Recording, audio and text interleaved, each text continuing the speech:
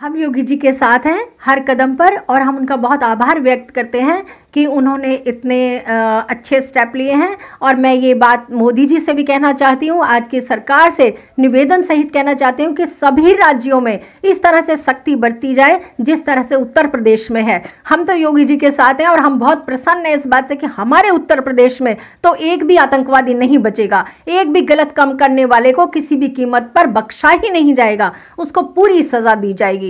योगी जी पूरे तत्पर हैं, उन्होंने रात को कोर्ट खुलवाया, इन लोगों के लिए सजा नियुक्त की। और आप देखिए, हम इस वक्त सरकार से ये कहना चाहते हैं कि जिस तरह से उत्तर प्रदेश में योगी जी ने स्टेप लिया है एकदम मजबूत, जितने भी जमाती हैं, जो भी देश के दुश्मन हैं, जो भी कोरोना वायरस में गलत काम कर रहे हैं, अच्छा काम नहीं कर रहे हैं, साथ नहीं दे रहे हैं, हमारे डॉक्टर्स, हमारी पुलिस जो हमारी रक्षा के लिए आए हैं, हमारी सुरक्षा के लिए आए हैं, अपने घर बार, अपने बच्चे, अपने जीवन को दांव पर लगाकर हम लोगों का जीवन बचा रहे हैं, उनके साथ जो गलत हुआ है, दुर्व्यवहार हुआ है, उसका मोदी जी ने हमारे योगी जी ने बहुत अच्छा जवाब दिया है। और हम यही मोदी जी से भी कहना चाहते हैं कि जिस तरह से हमारे उत्तर प्रदेश ने स्टेप लिया है, हमारे योगी जी बढ़ चढ़कर एकदम सामने आए हैं दुश्मन को सजा देने के लिए, इसी तरह से सारे के सारे राज्यों में अलर्ट घोषित करना चाहिए और इनको चुन चुन कर एक एक दुश्मन को चुन चुन के निकालना चाहिए। उत्तर प्रदेश के गाजियाबाद में, और हमारे साथ हैं गाजियाबाद महिला मोर्चा की महामंत्री संयोगिता त्यागी। इनसे बात करते हैं उत्तर प्रदेश और देश की अन्य गतिविधियों के बारे में।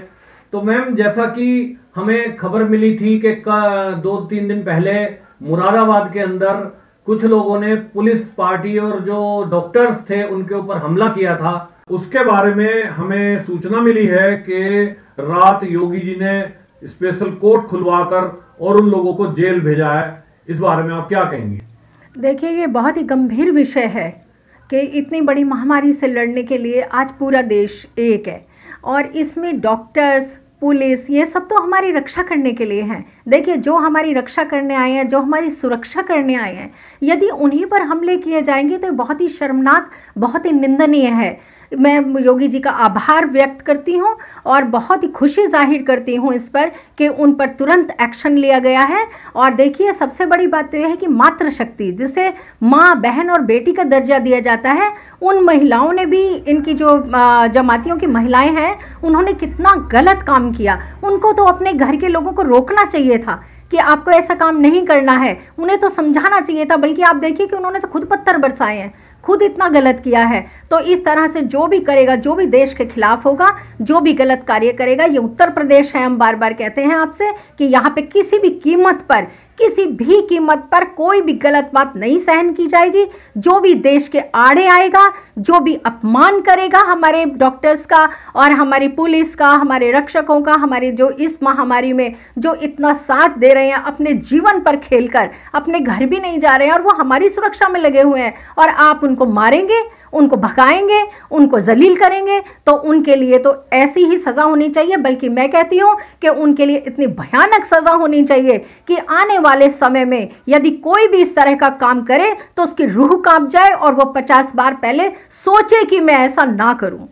आपको क्या लगता है, ये जो हमले करने वाले लोग हैं, ये क्यों ऐसा कर रहे हैं, जबकि सरकार इन्हीं की मदद के लिए इनकी जांच कर रही है ताकि इनकी जान बचे, लेकिन फिर भी ये आए दिन हमले हो रहे हैं और ये रुक नहीं रहे। तो आपको क्या लगता है, इसके पीछे कौन लोग हैं जो इनसे ऐसा करा रहे हैं? देखिए, सबसे पहले तो ये बात होती है कि जब बुद्धि भ्रष्ट हो जाती है, आप किसी की बुद्धि को यदि भ्रष्ट कर देंगे तो उसमें अच्छाई और बुराई सोचने के लिए कोई भी शक्ति नहीं रह जाती है। और आप जानते हैं कि जमाती, जो आज एक जमाती शब्द है, इसके बारे में शायद ही कोई होगा जो अनभिज्ञ होगा। सबको पता है कि ये मरकज से जो निकले हुए इतने सारे लोग हैं, इतने करीब 9000 के आसपास, जहाँ तक मैंने सुना है कि 9000 के आसपास में से अभी 6000 तो गायब हैं।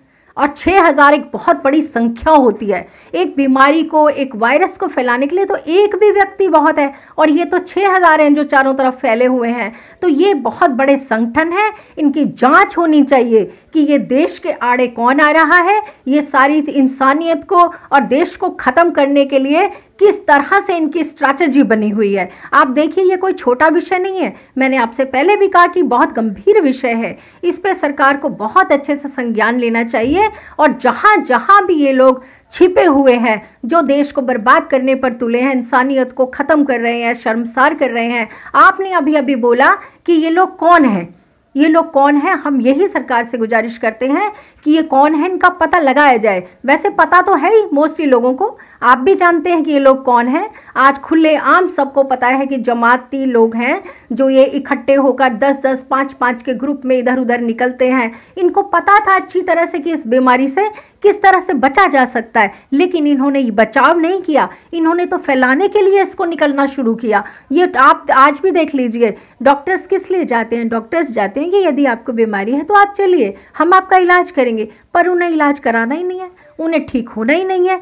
क्यों? क्योंकि उनके दिमाग में तो ये भर दिया गया है कि हमें मरना है और मारना है। तो इसलिए इन पर जो हमले किए जा रहे हैं ये बहुत निंदनीय है, और इनको कड़ी से कड़ी सज़ा मिलनी चाहिए, और एक एक को ढूंढ ढूंढ के निकालना चाहिए। पिछले दिनों यूएन के अध्यक्ष ने कहा कि अब आतंकवादी ऐसा हो सकता है कि वायरस लेकर के देशों में बर्बादी के लिए जाएं, हथियारों के साथ साथ। ऐसी इनपुट्स हमारी सेना को भी मिली कि हमारा जो एलओसी है वहां पे पाकिस्तान से कुछ आतंकवादी संक्रमण लेकर के आ सकते हैं। तो क्या लगता है कि ये जो मरकज के लोग हैं, ये जो जमाती हैं, कहीं इनका भी कनेक्शन उन आतंकवादी संगठनों से या पाकिस्तान से तो नहीं है? इस बारे में क्या कहती हैं आप? देखिए, मरकज़ का और ये जितने भी पाकिस्तान के संगठन हैं और ये जितने भी गलत काम करने वाले संगठन हैं, इनका तो पूरा का पूरा इन लोगों से लेना देना है। ये तो हम नहीं कह सकते कि इनका, हम इसमें कोई संशय ही नहीं है कि पाकिस्तान से या कहीं से भी इनका है या नहीं है। आप देखिए, दिल्ली में निज़ामुद्दीन में आपको अच्छी तरह से पता है कि जो मज़ार है उसके सामने इनकी 7 मंजिला बिल्डिंग है, और उस बिल्डिंग में सारी इनकी गतिविधि होती हैं, और ये इनका नेशनल हब है, इंटरनेशनल हब है इनका। और जहाँ पर बैठकर इनको वहाँ पूरे उस जगह पे उस बिल्डिंग से पूरे विश्व के लिए इनकी जमात के ग्रुप्स निकलते हैं, 4-4 और 6-6 की ग्रुप बना के निकलते हैं। अब ये है कि बहुत से, देखिए, हम लोगों को तो फिर भी थोड़ा बहुत इन बातों के बारे में पता होता है, लेकिन जनता को अब इसके बारे में बहुत अच्छी तरह से पता चल गया है, और ये वहाँ से शुरू होता है और पूरे विश्व में धीरे धीरे 5-5, 10-10 की संख्या में जाते हैं, और ये जाकर कोई भी अच्छी बातें नहीं बताते हैं। ये केवल इंसानियत को शर्मसार करने की, देशों को बर्बाद करने की, गद्दारी करने की और गलत कामों की शिक्षा वहाँ दी जाती है। दूसरा प्रश्न आपका था कि क्या एलओसी से किस तरह से फैलाया जा रहा है, तो मैं आपको इसके बारे में एक छोटी सी जानकारी देती हूँ, जो मैंने भी 2-3 दिन में थोड़ी सी अर्जित की है कि एलओसी से जो हमारा कश्मीर अधिकृत एरिया है पाकिस्तान में, वहाँ पर बहुत सारी, आप जानते हैं कि ट्रेनिंग सेंटर है, जहाँ पर आतंकवादियों को ट्रेनिंग दी जाती है कोई भी गलत कार्य करने के लिए। उनकी बुद्धि को इतना भ्रष्ट कर दिया जाता है कि उनमें इतना दिमाग ही नहीं होता है। यदि आप उनसे कहेंगे कूद जाओ तो वो कूद ही जाएंगे, क्योंकि उनके दिमाग को बिल्कुल बहुत बुरी तरह से, बहुत मतलब इतनी बुरी तरह से समझा देते हैं उनको कि उन्हें तो अपने जीवन से प्रेम ही नहीं रह जाता है। तो वहाँ पर क्या हो रहा है, अभी मैंने कल परसों ही खुद मैंने टीवी पर देखा है एक चैनल पर, कि उसमें एक पिता और पुत्र की आपस में बात होती है, और वो बेटा उसको कहता है कि हाँ, जो हमारा ट्रेनिंग सेंटर है अब्बा, यहाँ पर बहुत सारे लोग हैं कोरोना से, वायरस से जो ग्रसित हैं, लेकिन उन्हें हम हॉस्पिटल नहीं भेजेंगे, उनका हम इलाज नहीं करवाएंगे, और उन सब को हम, जो हिंदुस्तान है, जो हिंदुस्तान का कश्मीर का एरिया है, उसमें उन सबको भेजेंगे, और कोशिश रहेगी कि पूरे हिंदुस्तान में हम इस बीमारी को उनके द्वारा फैला दें। तो आप देखिए इनके इरादे कितने गलत हैं, इनकी सोच कितनी गलत है। ये लोग इंसानियत को बिल्कुल भी नहीं समझ पा रहे हैं कि ये बीमारी है, इससे इस वक्त सब लोगों को मिलकर लड़ना चाहिए। अरे भाई, आपके पास जीवन बचेगा, आपके पास धरती बचेगी, आपके पास इस पूरी धरती पर अगर थोड़ी सी ज़मीन सही बचेगी, जीवन बचेगा, तभी तो आप आगे लड़ोगे या किसी पर कब्जा करोगे। जब कुछ बचेगा ही नहीं, आप खुद भी नहीं बचेंगे, दूसरा भी नहीं बचेगा, तो फिर आप करेंगे क्या? इसलिए इनको आज समझना चाहिए, और अगर इनकी समझ में नहीं आ रहा है तो इनके लिए बहुत स्ट्रिक्ट कदम उठाने चाहिए इस वक्त सरकार को, कोई भी रियायत इनको नहीं देनी चाहिए, क्योंकि दुश्मन केवल दुश्मन होता है, वो इंसानियत के और देश के दुश्मन है। उनको पूरी तरह से सज़ा देनी चाहिए और एक एक को चुन चुन के निकालना चाहिए कि इस वक्त कौन ऐसा है कि जो इस वायरस में जीवन को बचाने की नहीं बल्कि जो बचे हुए जीवन है उनको भी खत्म करने की कोशिश कर रहा है। हम योगी जी के साथ हैं हर कदम पर और हम उनका बहुत आभार व्यक्त करते हैं कि उन्होंने इतने अच्छे स्टेप लिए हैं। और मैं ये बात मोदी जी से भी कहना चाहती हूँ, आज की सरकार से निवेदन सहित कहना चाहती हूँ कि सभी राज्यों में इस तरह से सख्ती बरती जाए जिस तरह से उत्तर प्रदेश में है। हम तो योगी जी के साथ हैं और हम बहुत प्रसन्न हैं इस बात से कि हमारे उत्तर प्रदेश में तो एक भी आतंकवादी नहीं बचेगा, एक भी गलत काम करने वाले को किसी भी कीमत पर बख्शा ही नहीं जाएगा, उसको पूरी सजा दी जाएगी। योगी जी पूरे तत्पर हैं, उन्होंने रात को कोर्ट खुलवाया, इन लोगों के लिए सजा नियुक्त की। और आप देखिए, हम इस वक्त सरकार से ये कहना चाहते हैं कि जिस तरह से उत्तर प्रदेश में योगी जी ने स्टेप लिया है एकदम मजबूत, जितने भी जमाती हैं, जो भी देश के दुश्मन हैं, जो भी कोरोना वायरस में गलत काम कर रहे हैं, अच्छा काम नहीं कर रहे हैं, साथ नहीं दे रहे हैं, हमारे डॉक्टर्स, हमारी पुलिस जो हमारी रक्षा के लिए आए हैं, हमारी सुरक्षा के लिए आए हैं, अपने घर बार, अपने बच्चे, अपने जीवन को दांव पर लगाकर हम लोगों का जीवन बचा रहे हैं, उनके साथ जो गलत हुआ है, दुर्व्यवहार हुआ है, उसका मोदी जी ने हमारे योगी जी ने बहुत अच्छा जवाब दिया है। और हम यही मोदी जी से भी कहना चाहते हैं कि जिस तरह से हमारे उत्तर प्रदेश ने स्टेप लिया है, हमारे योगी जी बढ़ चढ़कर एकदम सामने आए हैं दुश्मन को सजा देने के लिए, इसी तरह से सारे के सारे राज्यों में अलर्ट घोषित करना चाहिए और इनको चुन चुन कर एक एक दुश्मन को चुन चुन के निकालना चाहिए। क्योंकि पूरी हमारा जो इतना बड़ा चक्रव्यूह होता है, लेकिन चक्रव्यूह में यदि एक जरा सा भी रास्ता रह जाता है,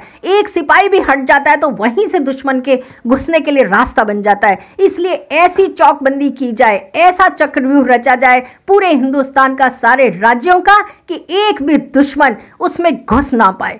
और हम बहुत खुश हैं इस बात से कि हमारे उत्तर प्रदेश में तो एक भी दुश्मन नहीं बचेगा। हमारे योगी जी उसको किसी भी कीमत पर नहीं छोड़ेंगे और हमारी जनता, यहाँ की सब जनता हमारी योगी जी के सामने नतमस्तक है। हम उनका शुक्रगुजार करते हैं, हम उनके सामने नमन करते हैं और हम उनके साथ पूरी शक्ति है। हम उनको कहते हैं कि योगी जी आप आगे बढ़िए, एक को भी मत छोड़िए। और आप देखिए कि हमारे योगी जी का आप दूसरा चेहरा देखिए। हमारे योगी जी सबके बारे में सोचते हैं। आप राजस्थान से उनके पास खबर आई कि वहाँ पर हमारे उत्तर प्रदेश के करीब 7500 बच्चे जो कोचिंग के लिए गए हुए हैं, वो लोग फंसे हुए हैं, वो अपने घर आना चाहते हैं। उन्होंने सूचना भेजी कि हम अपने घर आना चाहते हैं। योगी जी ने तुरंत उनके लिए बसों का इंतज़ाम किया, उनके परमिट के लिए तुरंत फ़ोन किया कि इनको परमिट दिए जाएं और इनको सुविधा दी जाए, सब बच्चों को सकुशल और बहुत आराम से उनके घर पहुंचाया जाए। तो हम दोनों ही कामों के लिए उनका आभार व्यक्त करते हुए उनसे पुनः निवेदन करते हैं कि बाकी सारे राज्यों में तो ये हो ही हो, किंतु हमारे उत्तर प्रदेश में तो आप चाहे महिला हो चाहे पुरुष हो, क्योंकि दुश्मन दुश्मन होता है और गलत काम करने वाला केवल गलत काम होता है, उसमें कोई स्त्री पुरुष नहीं है। उन्होंने जो स्त्रियों को भी पकड़वाया है, करीब 7-8 महिलाएं ऐसी थीं कि जो अपने घर के पुरुषों को रोका नहीं इस गलत कृत्य के लिए, बल्कि जो बेचारे डॉक्टर आए थे, डॉक्टर्स की टीम आई थी, उन्होंने खुद मिलकर उन पर पत्थर बरसाए और उनको मारा। तो इसलिए हम उनका, मैं नारी हूं किंतु मैं नारी होते हुए भी उनका बिल्कुल साथ नहीं दूंगी, क्योंकि उन्होंने इस टाइम गलत काम किया है। उन्हें भी पुरुषों के बराबर, जब हम कहते हैं हम पुरुषों के बराबर हैं, तो अच्छे और गलत हर काम में हमें बराबरी चाहिए। तो आज उनको पूरी सजा दी जाए और उन्हें बल्कि ज्यादा सजा दी जाए। देखिए, गरीबों का पूरा ध्यान रखा जा रहा है, उनके लिए खाने की, रोटी की, रहने की हर तरह की व्यवस्था है। उनके लिए छोटी छोटी जगहों में, स्कूलों में, कॉलेजों में, जितनी भी जगह हैं, और हमारे मंदिरों में, बड़े बड़े मठों में जो बड़े बड़े भवन हैं, बड़े हॉल हैं, सबको परिवर्तित कर दिया गया है उनके आवास के रूप में। तो किसी को भी कोई समस्या नहीं आ रही है। अब आप देख सकते हैं, एकदम से सबके लिए करना तो बहुत कठिन होता है। इतना बड़ी जगह है, इतना बड़ा देश है, तो धीरे धीरे धीरे समय लगता है, क्योंकि महामारी या बीमारी कोई कह के तो आती नहीं है, अचानक आई है। लेकिन फिर भी आप देखिए कि हमारी सरकार ने बहुत जल्दी कंट्रोल किया है, बहुत जल्दी लॉकडाउन का सिस्टम लगाया कि सब लोग अपने घर में रहें। बहुत से मजदूर ऐसे हैं जो गरीबी में और परेशानियों में अपना घर बार, अपना गांव छोड़कर आए हैं। हमारे यूपी गेट से, हमारे मोहन नगर से बहुत सारी बसों का अरेंजमेंट किया गया था। इन लोगों को छुड़वाया गया है जो जहाँ के क्षेत्र के हैं, और जो बहुत दूर रहते हैं या जा नहीं सकते हैं, या वो चाहते हैं कि कोई बात नहीं हम यहीं रह लेंगे, उनके लिए खाने की, रहने की पूरी व्यवस्था की जा रही है। सरकार पूरी तरह से लगी हुई है। मोदी जी का कहना है कि कोई भी भूखा न रहे, उसी के तहत सरकार तो कर ही रही है। लेकिन आप देखिए सरकार के साथ ही संगठन के लोग, संगठन के सारे लोग पूरी तरह निष्ठा से लगे हुए हैं। और आरएसएस का नाम लिए बिना तो मैं बिल्कुल भी नहीं रहूँगी, क्योंकि मैं संघी परिवार से हूँ और मैंने बचपन से उसकी सेवा भाव देखी है। और मैं आज भी देखती हूँ कि एक एक गली में, एक एक घर में आरएसएस के भाई खुद अपने हाथों से, मैं कई रसोइयों में गई हूँ, अपने हाथों से खाना बना रहे हैं, खाना पैक कर रहे हैं, एक एक के घर दे के आ रहे हैं। इवन कि मैं भी बहुत जगह फ़ोन करती हूँ कि यहाँ पर खाना नहीं है, यहाँ की झोपड़ी झुग्गियों में खाना नहीं है, तो आप देखिए 15-20 मिनट के अंदर ही गाड़ी भर के आ जाती है।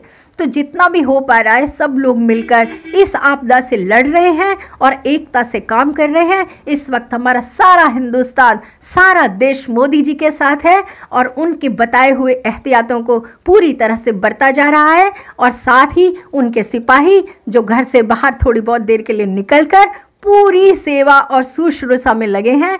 तो हमारी पूरी उम्मीद है कि जितने भी हमारे मलिन भाई हैं, मलिन बस्तियों में हैं, गरीब भाई हैं, आज कोई भूखा न रहे, सब के लिए बहुत अच्छे से व्यवस्था की जाए और धीरे धीरे इसकी पूरी कोशिश की जा रही है।